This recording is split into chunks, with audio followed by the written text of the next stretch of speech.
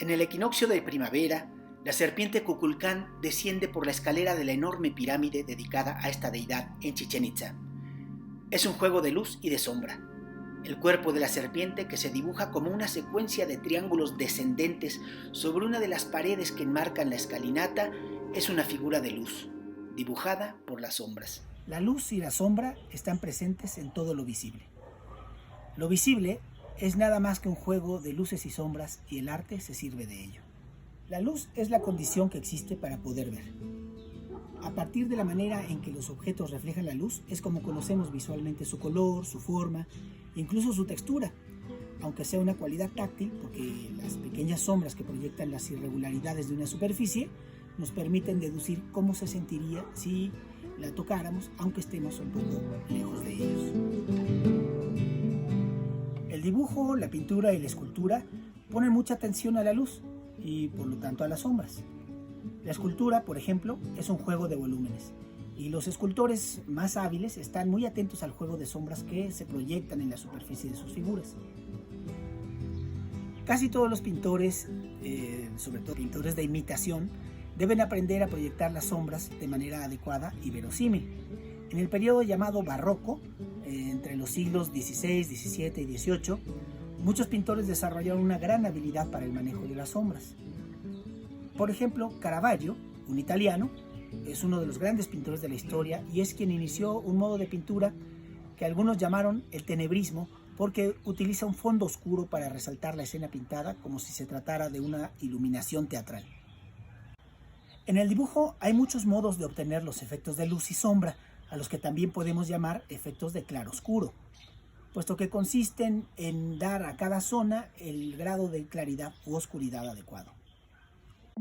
Hay muchos artistas de las sombras. Ya mencioné a Caravaggio, pero no puedo dejar de mencionar algunos otros.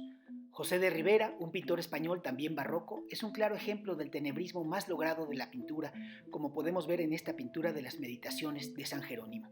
El holandés Rembrandt era un verdadero genio haciendo brotar figuras luminosas desde la penumbra.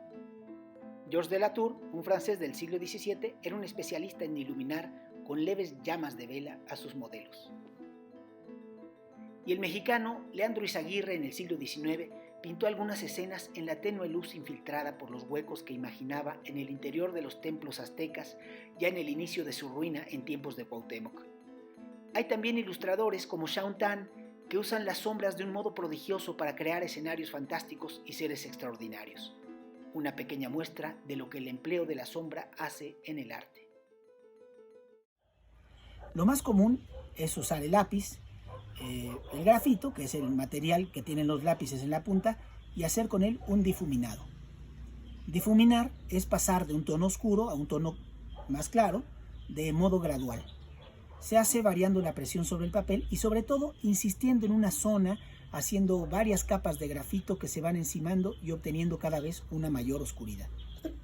Otro modo de sugerir sombras y luces en el dibujo es usar entramados de líneas.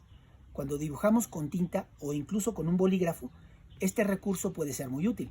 Consiste en usar líneas paralelas que pueden entrecruzarse para sugerir zonas de mayor oscuridad. Mientras más capas de líneas, mayor oscuridad.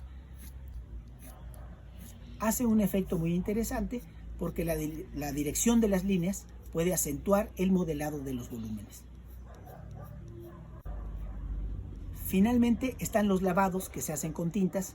Se trata de diluir la tinta con agua para obtener tonos cada vez más claros, o bien estratégicamente permitir que la tinta se distribuya por sí misma sobre un papel humedecido.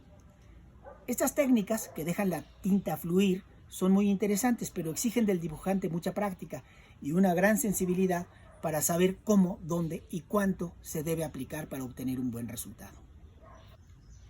Como ya pueden imaginar, el ejercicio consistirá en hacer un dibujo empleando esto que hemos llamado el claroscuro o el sombreado. Las opciones son varias.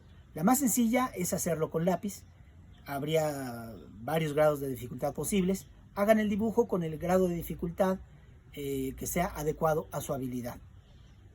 Si se están iniciando, bastaría con buscar un resultado de difuminado con lápiz como este. Sencillo, pero convincente.